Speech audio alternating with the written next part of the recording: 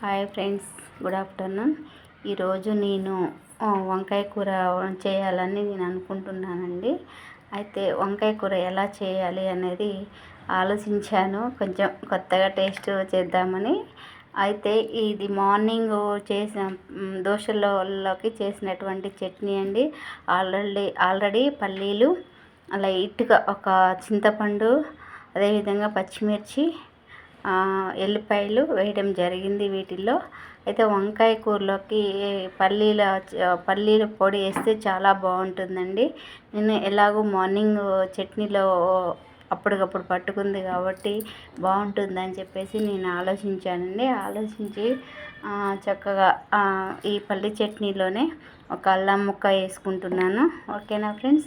అదేవిధంగా కొంచెం అంటే ఎక్కువ ఎల్లిపాయ వాడతాను ఫ్రెండ్స్. అల్లం అది చట్నీలో ఎల్లిపాయ వేసాను, అదేవిధంగా కూడా మళ్ళీ ఎల్లిపాయలు వేస్తున్నాను.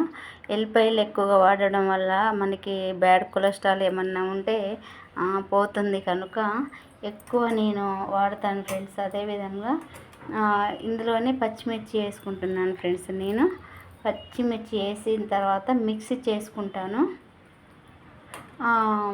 అదేవిధంగా మిక్సీ చేసుకొని పక్కన పెట్టేసుకుంటాను ఫ్రెండ్స్. నేను పెట్టేసుకున్న తర్వాత ఈ వంకాయలు ఉన్నాయి కదా, ఇవన్నీ కూడా ఒక గిన్నెలో వాటర్ పోసుకొని వాటర్లో కల్లులుప్పు వేసుకుంటాను ఫ్రెండ్స్. కల్లులుప్పు వేసుకొని నేను చక్కగా కట్ చేసుకుంటాను. కట్ చేసుకున్న తర్వాత మీకు కర్రీ చేసి చూపిస్తాను ఫ్రెండ్స్. చాలా చక్కగా, చాలా టేస్టీగా ఉంటుంది ఈ పల్లీ చట్నీ.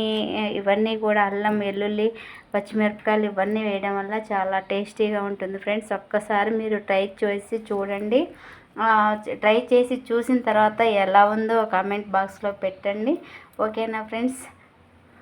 హెల్దీ ఫుడ్ కూడా వంకాయలు తింటే దాదాపు ఇప్పుడు చాలామంది కూడా క్యాన్సర్ కణాలు అనేవి ఫుడ్ ద్వారా పెరుగుతున్నాయి ఫ్రెండ్స్.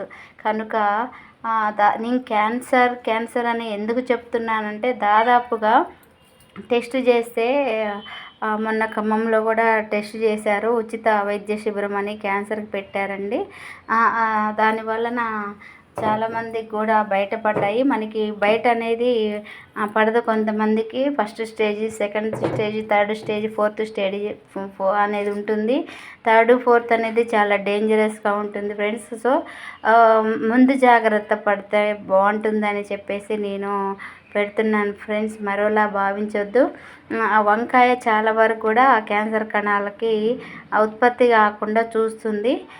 కనుక దాదాపుగా మీరు వంకాయను కూడా తినడానికి ప్రయత్నం చేయండి. చాలామంది ఆయుర్వేదిక్ వాడితే వంకాయ తినకూడదు, అది తినకూడదు, ఇది తినకూడదు అని చెప్పేసి అంటుంటారు. కానీ మనము దాదాపుగా తోటలో తెచ్చినవి కాబట్టి మెడిసిన్స్ ఏముండవు. గల్లుల ఉప్పుతో శుభ్రంగా కడుక్కొని కొన్ని నీళ్ళల్లో ఉప్పు వేసి మనం కట్ చేసుకోవాలి ఫ్రెండ్స్. కట్ చేసుకున్న తర్వాత కర్రీ చేసి మీకు చూపిస్తాను. ఓకేనా ఫ్రెండ్స్? Thank you.